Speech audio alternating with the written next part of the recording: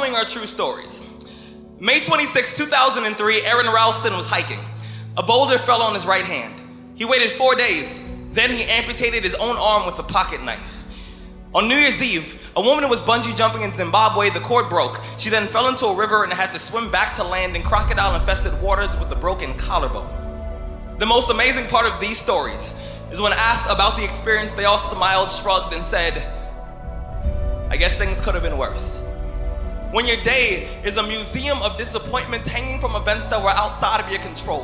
When you find yourself flailing in an ocean of why is this happening to me? When it feels like your guardian angel put in his 2-week notice 2 months ago and just decided not to tell you. When it feels like God is a babysitter that's always on the phone. When you get punched in the esophagus by a fistful of life, remember that you will survive. Remember, things could be worse. Remember, we are never, ever given anything that we can't handle. When the world crumbles around you, you have to look at the wreckage and then build a new one out of all the pieces that are still here. Remember, you are still here. The human heart beats approximately 4,000 times per hour, and each pulse, each throb, each palpitation is a trophy engraved with the words, you are still alive.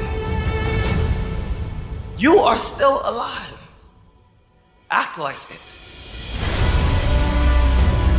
I invested too much to quit.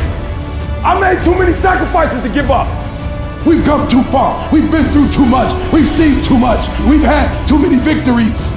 We have seen defeat. We've looked defeat in the face and we've overcome it. We've come too far to give up now. We've come too far to be negative now. We've come too far to start overthinking now. So when life happens, I don't just sit there and cry.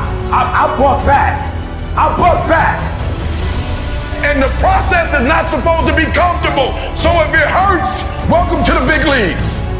If you feel like you're under heat, praise God. If you feel like you're being pressured, praise God. But when God looks like he's pulling you back, eventually he's gonna let you go. And the farther he pulls you back, the farther he pulls you back, once he releases you, boom.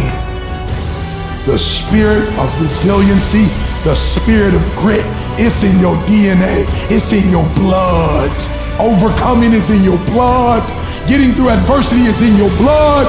Your ancestors got through so much more. We will be all right. We need to focus on where we're going, not where we come from and what's happening. I just need you to keep walking toward it.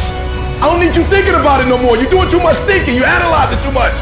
You're talking yourself out of it. I don't know if this is gonna work. I tried and it didn't work. I just need you to keep moving. I need you to make up in your mind that the only way you can lose is if you quit. I just need you to keep going. You gotta tell life, I don't know who you've been dealing with, but you ain't dealt with me.